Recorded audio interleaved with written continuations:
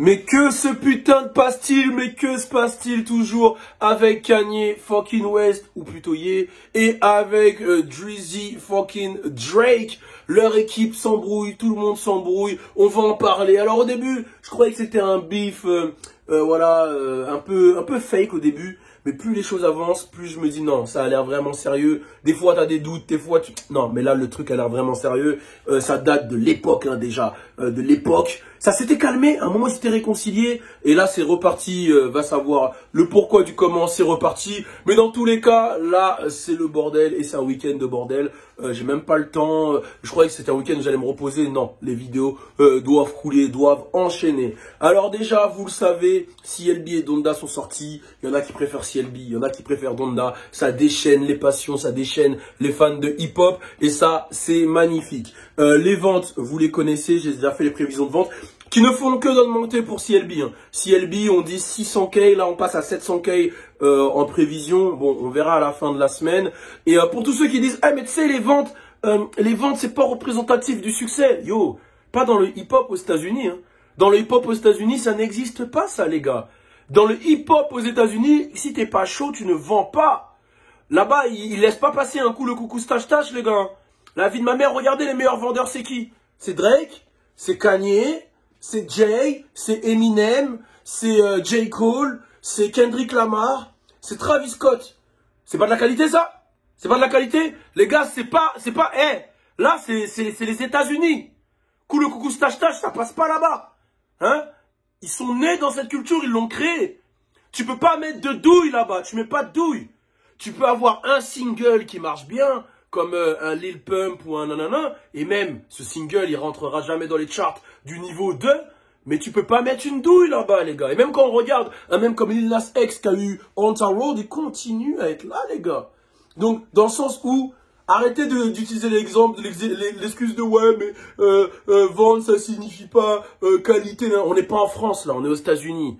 Les États-Unis, ils sont pas douillés, ils sont pas douillés. Ils ont la culture de la musique, ils ont créé la soul, c'est eux qui ont créé la musique qu'on écoute aujourd'hui. Toute la musique qu'on écoute, 90% de la musique qu'on écoute, elle vient de chez eux. Et ils comprennent ce qu'ils écoutent. Ils sont pas douillés par des coups, le coucou stache-tache. Cite-moi un artiste qui est dans le top 10 des meilleurs vendeurs qui pue la merde. Voilà, moi je te mets au défi. Cite-moi un artiste, hein, aux États-Unis, qui est dans le top 10 des meilleurs vendeurs qui pue la merde. Il y en a pas. Donc cette excuse, voilà, on l'arrête, on la met de côté, on la met de côté. On la met de côté et tous les pseudo-journalistes, allez, dégagez avec vos analyses là, dégagez. Je suis pas un journaliste, moi je suis un passionné. Il y a un truc que je vais dire aussi qui est super important avant de parler vraiment du bail de Kanye et tout. Il y a une différence, et ça c'est un truc que je veux dire à tous les pseudo-journalistes, les pseudo-décortiqueurs d'instru, de trucs, de nanana. Il y a une différence entre avoir de la culture hip-hop et être dans la culture hip-hop.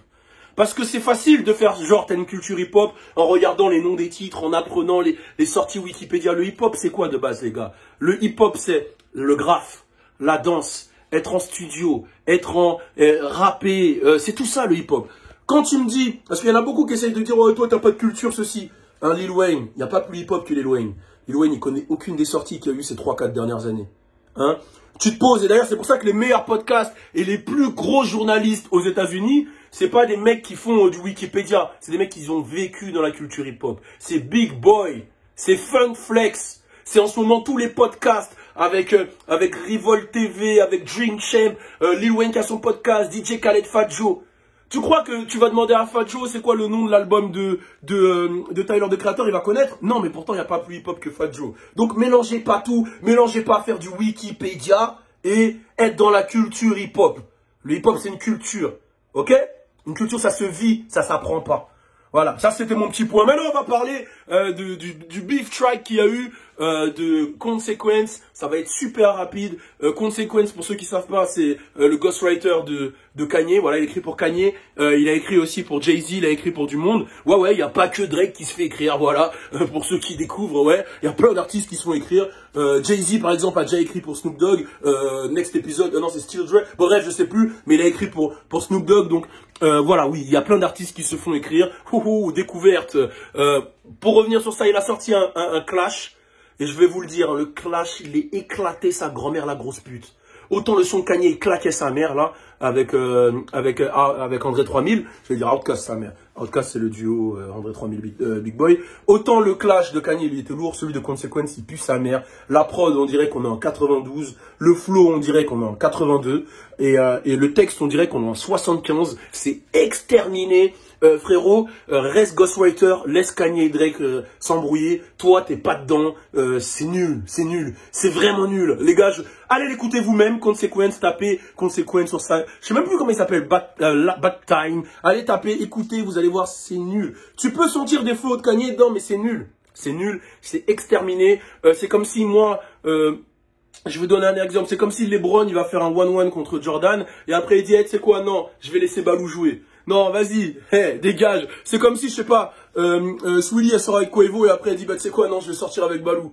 C'est comme si, je sais pas, demain, je vais faire un 1-1 avec un mec, on va faire un tête, et je lui dis, hey, non, tu sais quoi, bah, toi avec mon petit cousin de 5 ans. Non, hey, gros, laisse les grands faire les choses. Laisse les grands faire les choses. Et pour André 3000, il a le mort que le son a été leaké. Et il y en a beaucoup qui disent que c'est une L pour Kanye West et pour Drake. Alors pour ceux qui savent pas, le son il a leaké, Drake a leaké le son où Kanye West l'attaquait. C'est un son avec André 3000. Et André 3000 il s'est exprimé, il a dit qu'il était jamais au courant. Lui quand il a fait le son, c'était un hommage à Donda. Parce que lui aussi il a perdu sa mort. Qu'à aucun cas il était au courant et il avait jamais entendu le couplet où Kanye justement clashait Drake. Pour lui c'était un hommage pour sa mère et pour la mère de Kanye. Et qu'il n'a pas compris qu'il y a un clash contre Drake. Et qu'il a le mort parce que lui c'est un peacemaker qui voulait être dans l'album Donda, qui voulait être dans l'album de CLB justement, Certified Lover Boy, et qui veut être dans l'album de Kendrick, qui veut être dans l'album de Lil Baby. Il a cité Lil Baby, il a cité Drake, Kanye, Kendrick et Lil Baby.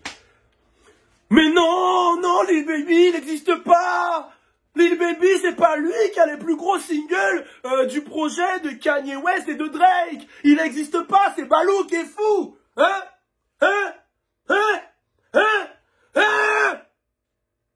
Putain!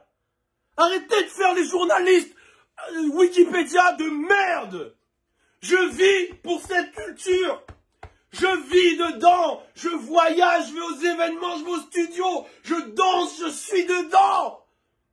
Je suis pas un journaliste, tu me demandes la date! Et le producteur du premier single de Tupac, je le connais pas! J'ai coupé sans faire exprès. Tu me demandes le single de Jay-Z, le 4e single de Jay-Z, c'est qui le producteur? J'en sais rien! Mais je vis dans cette culture, motherfucker!